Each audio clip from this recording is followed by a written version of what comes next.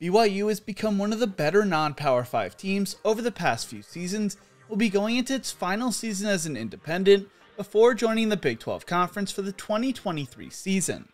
With matchups against Baylor, Oregon, Notre Dame, and Arkansas, the Cougars could put themselves in the national conversation. But how realistic is that? Let's talk about that.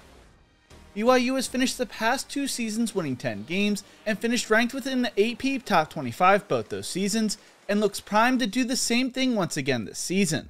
Going into last season, BYU ranked near the bottom when it came to returning production on defense, and it showed as they ranked 79th in defensive SP+, according to ESPN.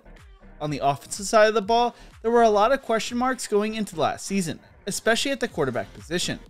Jaren Hall stepped up to fill in the big shoes left by Zach Wilson and played extremely well, only throwing 5 interceptions and taking very few sacks. They beat teams like Utah, Arizona State, Washington State, Virginia, and USC en route to a 10-3 record, with their losses coming to Boise State, on the road to Baylor, and in their bowl game to UAB. They do lose players like Tyler Algier, slot Neil Paua, and wide receiver Samson Nakua, but return some very talented players. Let's start by looking at the quarterback position. While there were question marks surrounding the position going into last season, this year there's no question about who will be starting for the Cougars.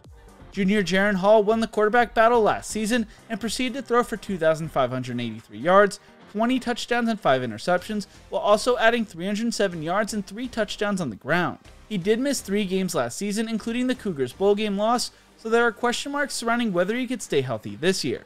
Jacob Conover, Cade Fennegan, and Sol J. Maeva Peters are all under consideration to be Hall's backup if he gets injured again, with former backup Baylor Romney leaving the program.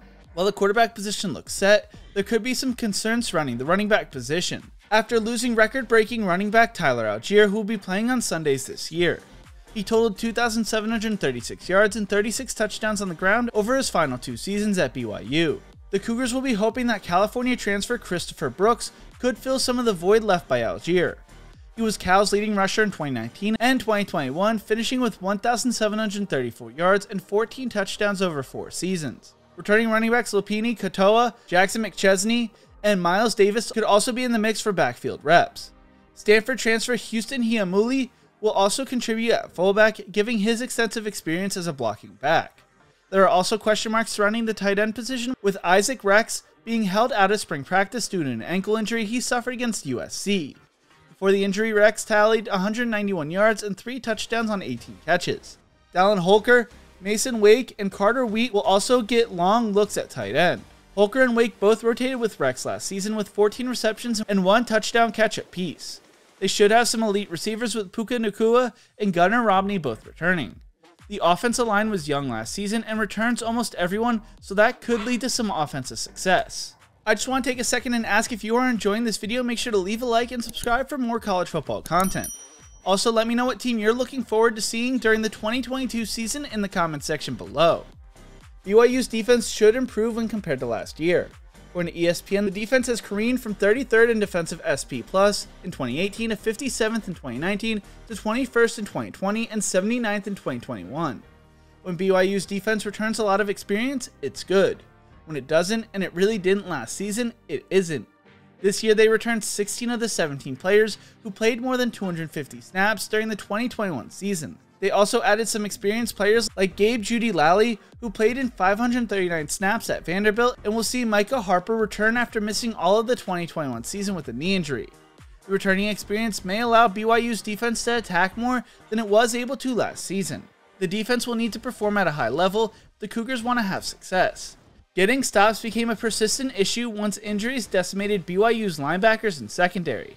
Linebackers Keenan Pili and Peyton Wilgar both had season-ending injuries a year ago and were not healed up enough to participate in spring ball. Standout cornerback Micah Harper missed all of the 2021 season after suffering a knee injury last spring. Safety Chaz Ayu and defensive lineman Lorenzo Faatea were both hampered by injuries last season. Finding some capable playmakers who could step up when injuries pile up will be critical to BYU's success this fall. The schedule looks brutal this season, playing Baylor and Oregon in back-to-back weeks. They also play Notre Dame in a neutral site game in Las Vegas before hosting Arkansas. In most years, as an independent, the Cougars have lost to multiple Power 5 teams early in the season, derailing the team's chances to make a national splash. A handful of early losses could stunt BYU's hopes of finishing this year ranked within the top 25 for the third straight season. Last year, the Cougars went 6-1 against Power 5 teams, including 5-0 against Pac-12 teams. ESPN projects BYU to win 8.5 games, and I could see them having another strong season. What do you think? How well will BYU do in their last season as an independent? Let me know in the comment section below.